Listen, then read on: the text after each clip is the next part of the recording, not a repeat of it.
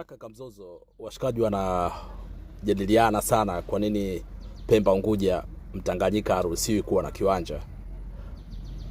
Sijui sababu kamili, lakini sababu ambayo inanijia akilini ni kwamba umeshajua Pemba Unguja kuna square meter kiasi gani, sema vile hazijai hata kwenye mkoa wa Tanga. Ushajua vipi kama wakiamua wakitoa viwanja kwa watu wa bara, unadhani watu wa Zanzibar watakaa wapi?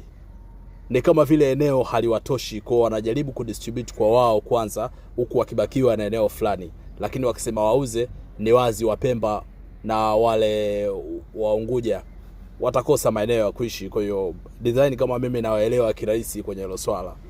Unajua haina ubinafsi, haina chochote, iko hivyo tu kwamba priority inatolewa kwao kutokana na ufinyu wa eneo. Ushadelewa bara, mbona maeneo kibao, kwa nini tungangania Pemba wazee?